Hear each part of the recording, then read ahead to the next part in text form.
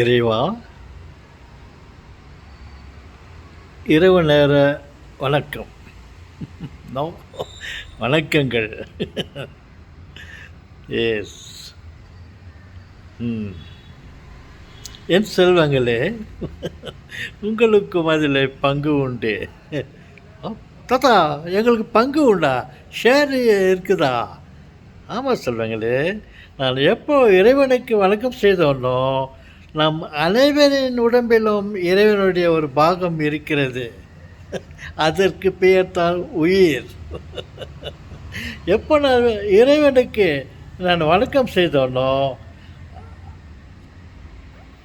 அவருடைய உடம்பிலே இருந்து நமக்கு ஒவ்வொருவருக்கும் ஒரு சிறு பாகம் இருக்கிறது, உயிர். அப்போ அவருக்கு வணக்கம் செய்தோடனே ஆட்டோமேட்டிக்காக உங்களது ஷேர் வந்துடுது.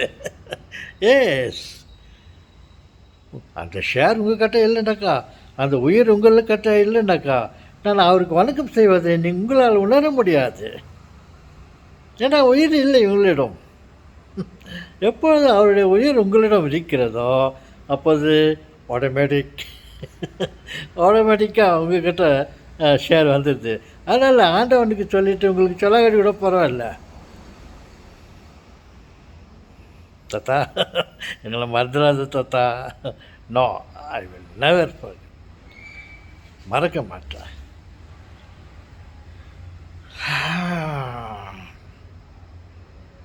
தாத்தா, நீங்கள் எப்படிதான் சரியாக ஒரு மாதம் ஆச்சு நீங்கள் அங்கேருந்து இங்கே வந்து ஒரு மாதம் ஆச்சு.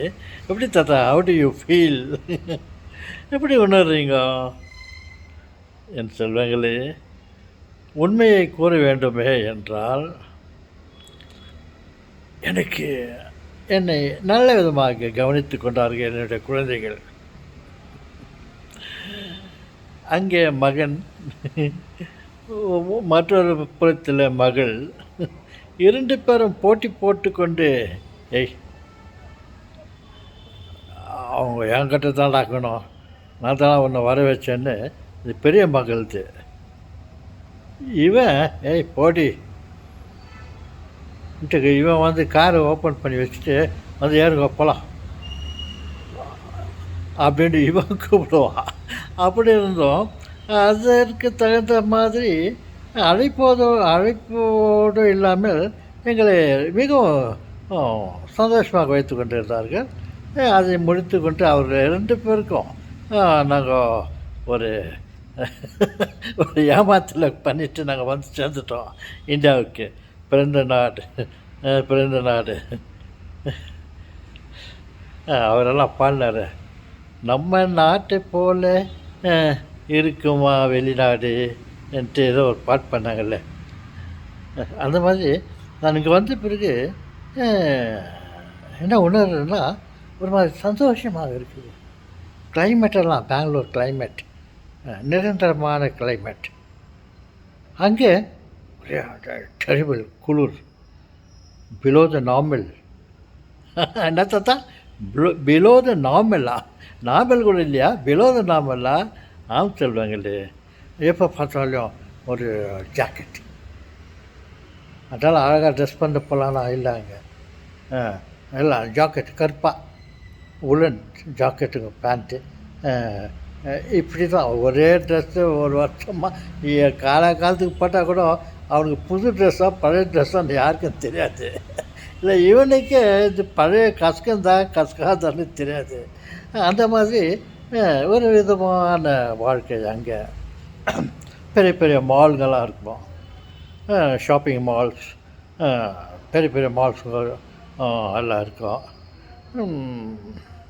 இங்கே கூட இப்போ இந்தியாவில் நம்ம பெங்களூரில் எங்கே பார்த்தாலும் பெரிய பெரிய மால்கள்லாம் இருக்குது. மீனாட்சி மால், அப்புறம் அந்த பக்கம் இந்த பக்கம் பெரிய பெரிய மால்கள்லாம் இருக்குது. இந்த கிளைமேட் விஷயத்தில் நம்ம நாட்டை, நம்ம ஊரை மிஞ்ச எந்த நாட்டாலும் முடியாது. அங்கே பார்த்தா பனி மழை,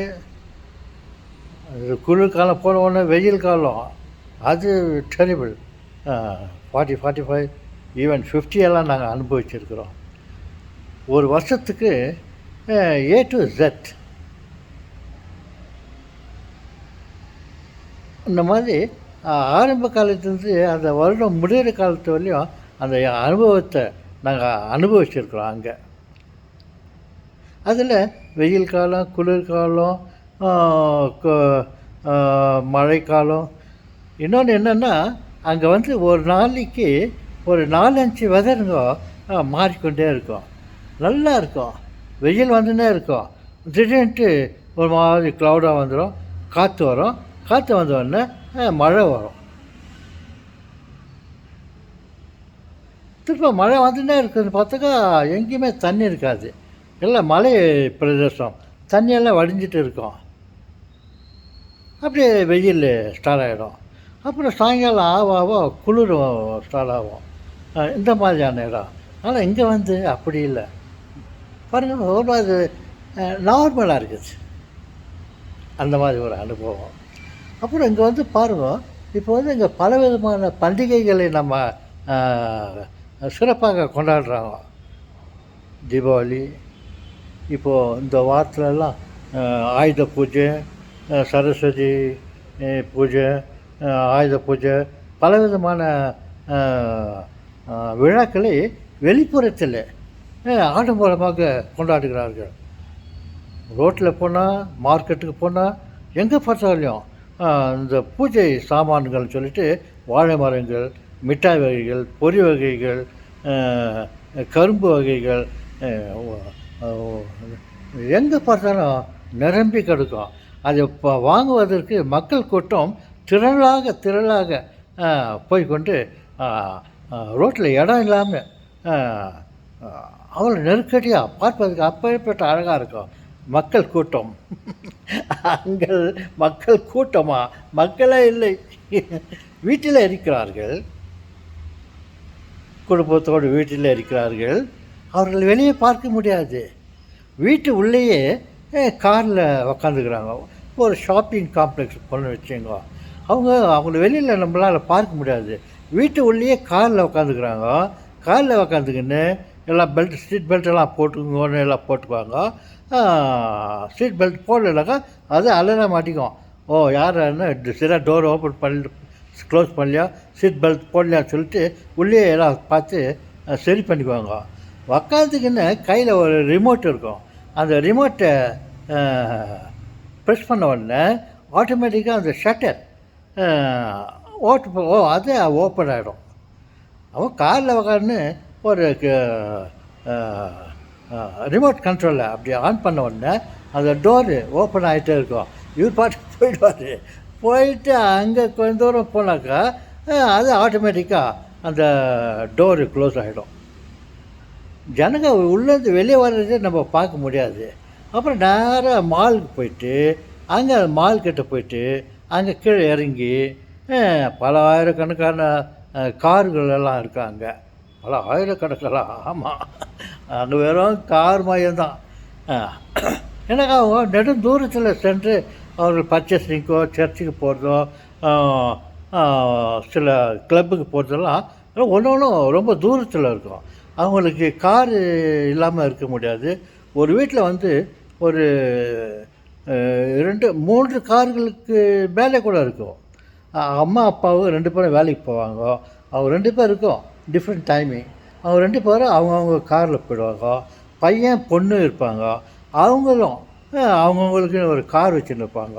அவங்கவுங்க அந்த காரில் ஏறின்னு போயிடுவாங்க. அப்போ வெளியில் இவங்களை பார்க்கவே முடியாது. பட்டு மால்கிட்ட இறங்கிட்டு அங்கே இறங்கி அங்கேருந்து ஒரு நெருங்கிய தூரத்துலேயே மால் டோர்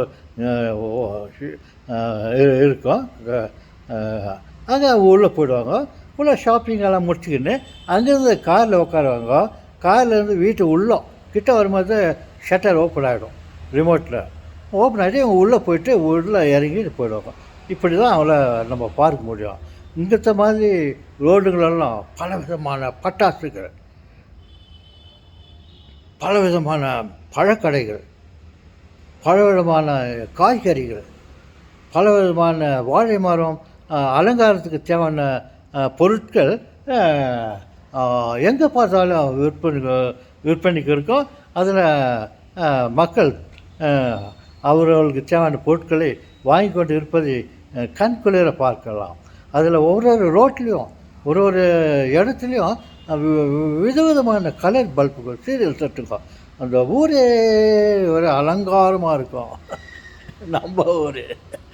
நம்ம ஊரை போல் வெளிநாடு வருமா? வராது. அவங்க வெளியில் ஜனத்தை பார்க்க முடியாது. ஒரு சின்ன விஷயம், அங்கே யாரும் எச்ச துப்புன்னு பார்க்க முடியாது. வெளியில் வாயிலுக்கிற எச்சு அப்புறம் வேறு மாதிரி சத்தம் எல்லாம் பண்ணுவாங்க. அந்த மாதிரி குப்பை கூலங்களை அங்கே பார்க்க முடியாது. சுத்தமான ஊர், சுத்தமான தண்ணீர், கரண்ட்டு மின்சார கட்டு அப்படின்றதே கிடையாது. ஏதோ வெளியில் பார்க்க ஒருத்தர் மீட் பண்ணாக்கா அவன் யாரோ நம்ம யாரோ, அந்த பொண்ணு யாரோ நம்ம யாரோ. ஒரு பொண்ணு, அழகான ஒரு பொண்ணு, 18 வயசு பொண்ணு, ஒரு இளம் பெண்ணு அந்த பக்கம் போயிட்டு இருந்தால் கூட ஏதோ வேலையாக வாக்கிங் எதில் போயிட்டு இருந்தால் கூட நம்ம யாரோ அவங்க யாரோ அதுக்கு தெரியாது. ஆனால் நம்மளை பார்த்தோன்னே ஹாய் ஹலோ அப்படின்ட்டு நம்மளுக்கு கூப்பிட்டு வணக்கம் பண்ணிவிட்டு போவாங்க. என்ன பண்ணுறது, நம்மளும் புதுசாக தெரியுது நம்மளுக்கு. நம்ம ஹாய் என்னாக்கா she will be very happy. அந்த பர்சன் யார் இருந்தாலையும், ஒரு கிழவ மனிதன், வயதான மனிதன் போய் கொடுத்தாலையும் மற்றவங்கள எதிரில் வரவங்களை பார்த்து ஹாய் அப்படின்ட்டு சொல்லுவான்.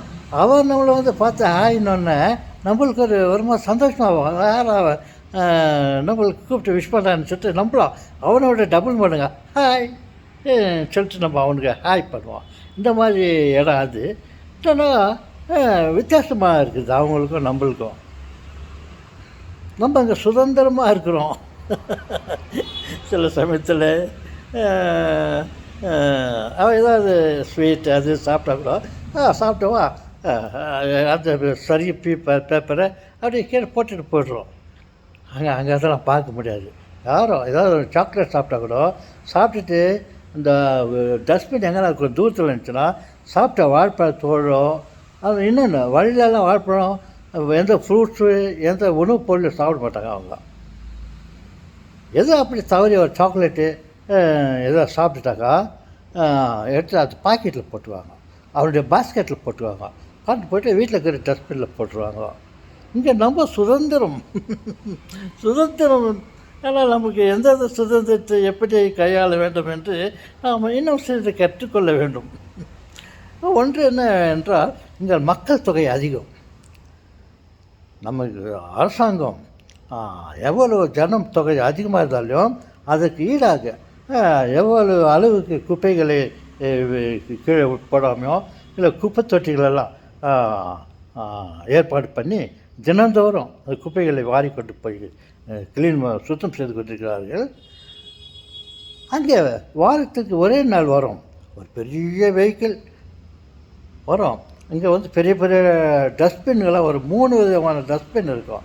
அந்த 3 விதமானதில் வெட்டு, அப்புறம் ரீசைக்கிள், அப்புறம் கார்டன் வேஸ்ட் அப்படின்னு சொல்லியிருக்கோம். அங்கெல்லாம் செடிகளெலாம் கட் பண்ணி செடிகள் சரி பண்ணிட்டு அந்த குப்பைகள் இருக்குல்ல அதுக்கிட்ட ஒரு டஸ்ட்பின் இருக்கும். அது 3 டஸ்ட்பினும் இருக்கும். அந்த 3 டஸ்ட்பினையும் வாரத்துக்கு ஒரு முறை அதே ஒரு பெரிய வெஹிக்கிள் வரும். அந்த வெஹிக்கிள் அப்படி பின்னால் அந்த டஸ்ட்பினை போய் எடுத்து அதனுடைய வெஹிக்கிளில் போட்டுருவான். ஒரே ஒரு ஆள் தான் இருக்கிற ஏரியாவில் இருக்கிறதெல்லாம் அவன் கவரப் பண்ணிடுவான். அந்த மாதிரி அங்கத்து நிலைமை எப்படி, இங்கத்து நிலைமை வேறு விதமாக.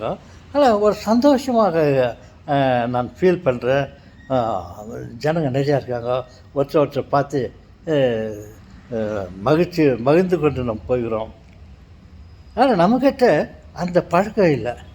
யாரோ போகிறாங்க, அவளை பார்த்து ஹலோ ஹவாரி சார்னாக்கா அவன் முடிச்சு பார்ப்பான், யார் அவன் ஹலோன்னு சொல்கிறான், இவன் யார் நம்ம யார், ஏன்னா என்ன அவன் அலோவ் பண்ணுறது அப்படின்ட்டு கூட நினைப்பார்கள். நாம் அவர்களைப் போல் தெரியாதவர்கள் கூட ஹாய் சொல்கிற பழக்கம் நம்மக்கிட்ட வளர்ந்து கொண்டு வருகிறது, இன்னும் வளர வேண்டும். ஓகே செல்வங்களே, மற்ற விஷயங்களை அடுத்த வீடியோவில் பேசுவோம். ம்